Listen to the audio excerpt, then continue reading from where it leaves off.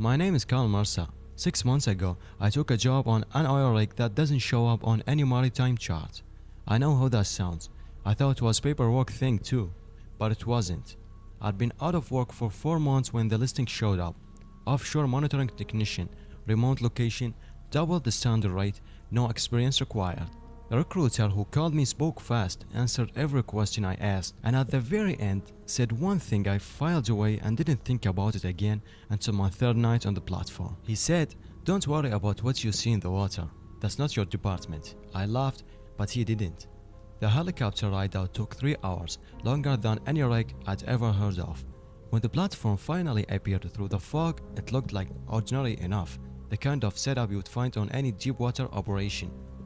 I remember thinking, this is fine, this is just a job. The man waiting for me on the helipad was named De Gaulle. He was somewhere between 50 and 100 years old, with hands that looked like they'd been working hard for decades and eyes that had stopped reacting to things a long time ago. I'd been on the platform from 3 rotations already. That's already 18 months.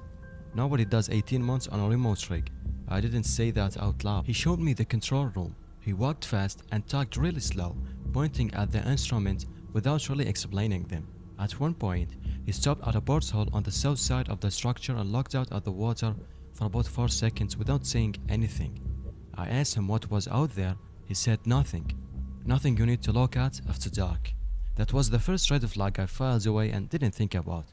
The second one came like 10 minutes later. We were in a control room when he opened the drawer under the main instruments panel and pulled out a laminated card. He handed it to me the way you hand someone a bus schedule. I read it. It was 5 rules, handwritten in block letters, ink faded like it had been written before decades ago. I looked up at him and said, "Is this a hazing thing?" But he looked at me for a moment and said, "You ever haze anyone in the offshore industry?" I said no. Then he said, "Neither have I. Follow every rule, every single one, and don't ask me questions until you have seen it yourself." I asked him anyway, "What happens if you don't follow them?" He looked at the porthole on the south wall, the one had stopped earlier, and then looked at me for about 3 seconds. Then he said, "The last technician who ignored rule 1 isn't offshore anymore. The one before him is not anything anymore." He picked up his bag. His transfer helicopter came in that afternoon. Before he climbed in, he gripped my arm and said, "The platform has been out here longer than any company that operates it. Whatever is in the water, it was here before the drilling started. The rules are how we stay out of its way." Then he was gone and I was alone. For the first week, nothing happened. I ran my instruments check, I logged my readings, I reheated meals and slept really badly. It was quiet and almost disappointing. Then rule 1 stopped being a piece of paper in my hand and it started being the only thing that keeping me on this platform. Rule 1. Do not look over the south railing after dark. I broke it by accident on day 9. I was running a perimeter check, moving fast because the wind had picked up and I wanted to get back inside. I reached the south side and looked out before I remembered. The water below the rig was lit up from underneath, not reflecting but lit, a pale blue-green glow, deep below the surface and covering a large area than the platform itself, and it was rising.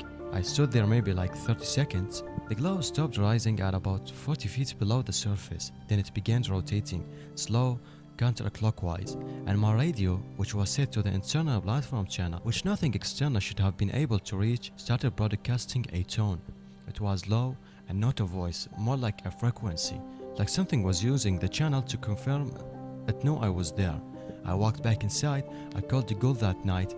He picked up on the second ring. He said, "South railing?" I said, "Yes."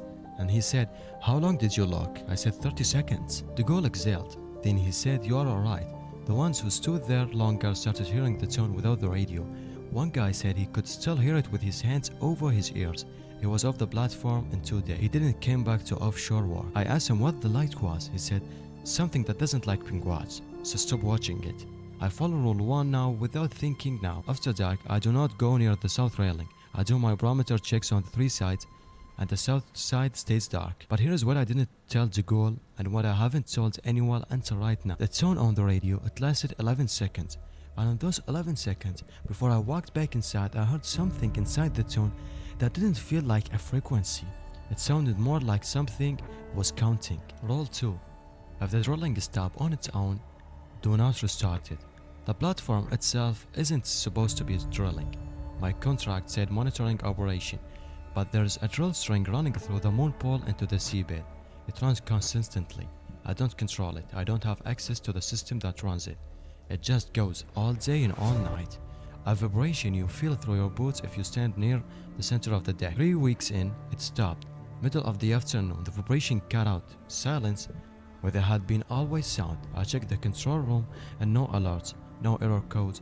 A drill string still in the water, just not moving. My hand was on the manual restart when I remembered rule 2.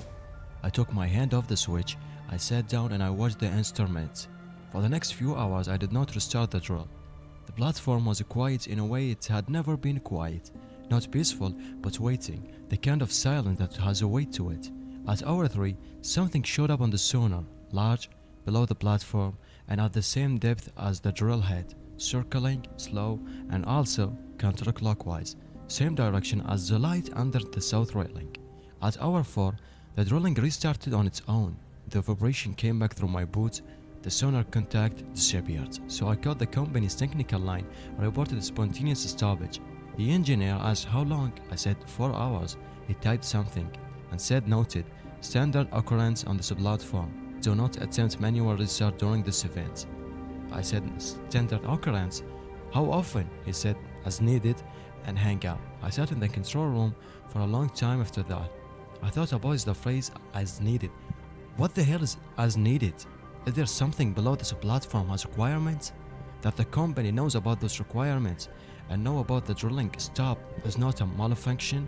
Because this is an arrangement. Rule 3. If you hear anything in the moon pool, close the hatch and do not open it. The moon pool is in the center of the lower deck, 20 feet across. The drill string goes down through it into the ocean. I check it twice a day and 90 seconds per check. Open the hatch, confirm the tension, confirm water level, close the hatch. That's it. But rule 3 existed before I heard anything. I read it and filed it. It was 6 weeks in. I went down for my evening check and I heard it before I touched the hatch. It was knocking from the inside of the closure. Below the water line, 3 knocks, then a pause, another 3 more, and slow and deliberate knocks. The way you knock when you want to be heard but don't want to be seem urgent. I stood at the hatch but did not open it. I went back to the control room and pulled up the moon pole camera. The water was moving in a pattern that had nothing to do with the swell. Circular, counterclockwise. The drill was shaking, but not from drilling, but from contact. Something was touching it below the surface. The knocking continued for 40 minutes. Then it stopped. The water settled. The drink string steadied. I called the goal, and he said, "Moon pole?" I said, "Yeah." He said, "You did not open it?" I said, "No."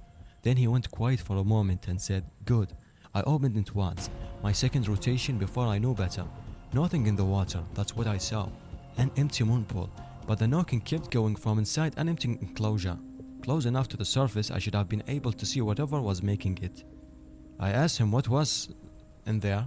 He said, "I think the question isn't what's in the moon pool.